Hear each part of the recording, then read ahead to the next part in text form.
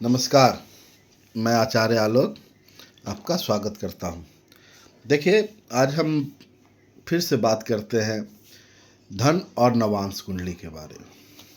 देखिए, आपके कुंडली में धन स्थान जो होता है वो आपकी कुंडली का सेकेंड हाउस होता है। उस जगह पे जो राशि उदित है उसका स्वामी धनेश कहलाता है। उसका संबंध अपने स्थान से दसम भाव, धन से दसम।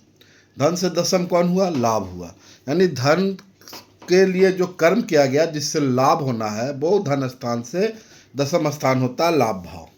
अब लाभ भाव का स्वामी जो लाभ भाव में जो राशि होगी उसकी स्वामी और धन स्थान के स्वामी सामान्य रूप से ये जो होते हैं वो धन देने में महत्वपूर्ण योगदान देते हैं।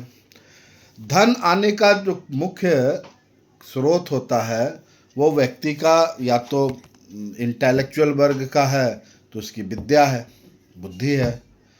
व्यापारी वर्ग का है तो उसका भी स्किल है, लेकिन वो कैपिटल लगाएगा, वो प्रोडक्ट बनाएगा, प्रोडक्ट बेचेगा, वो अलग स्किल हुआ। वो प्रोडक्ट पे स्किल लगाएगा। और जो इंटेलेक्चुअल है वो अपने विवेक बुद्धि का स्किल उपयोग करेगा।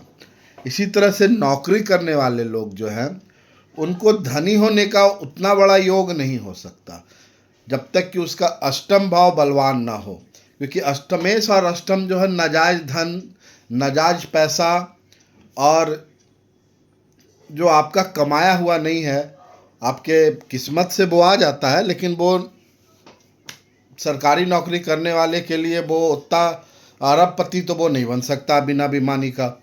तो वो अष्टमेश जब तक उसका शुभ ना हो या ऐसा प्रभाव में ना हो जो धन इस तरह से दे कि वो घूस का हो, घोटाले का हो, गबन का हो, तभी आप अत्यधिक धन कमा सकते हैं सरकारी नौकरी वाले।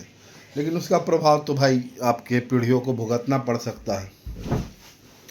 स्थिति क्या होती है, धन स्थान का स्वामी अगर नवांश कुंडली में धनांश में ही चला गया तो वो वर्गोत्तम हो गया, तो धन स्थान के लिए वो बहुत अच्छा फल देगा।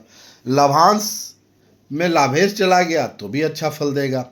लेकिन अगर ये दोनों परिवर्तन में आ गए, नवांश कुंडली में धनेश चला जाए लाभ स्थान में और लाभेश चला जाए धनांश में, तो नवांश में भी राशि परिवर्तन होने से धन की उत्तम युति और योग बन जाते हैं। अब देखिए, एक चीज़ और है, ग्रह का जो कारकत्व है उस विधि से धन आएगा। बृहस्पति है वो धीरे धीरे धन को बड़ा करता है, तो वो अपने डोमेन का चीज़ एजुकेशन सेक्टर से, ज्ञान के आधार पे, बड़े फर्म से या फिर ऐसे बड़े व्यक्ति के सहयोग से ये सब आपको सुविधाएं आपको जीवन में उपलब्ध होगी और वो आप धन के रूप में उसे परिवर्तित कर लेंगे।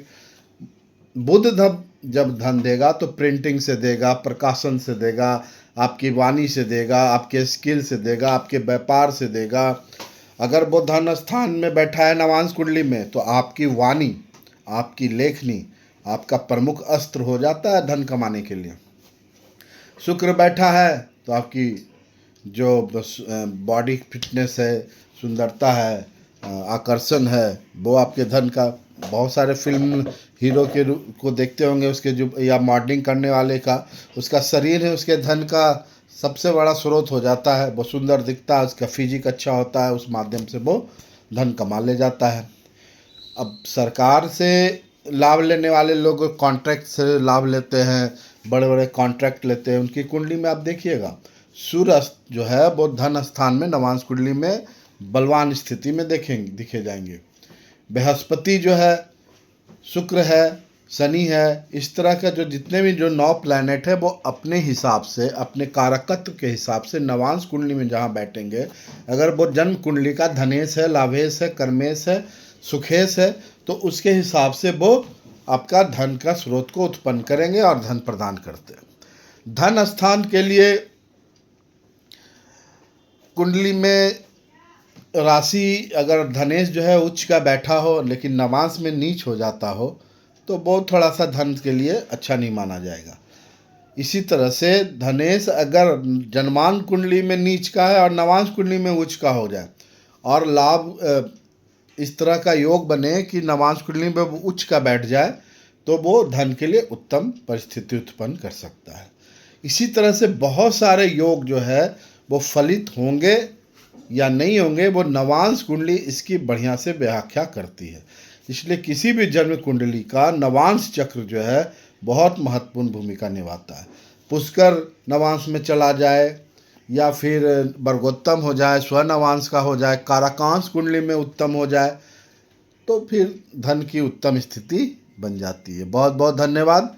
धन को लेकर फिर किसी एपिसोड में और भी नई जानकारी आपको देंगे।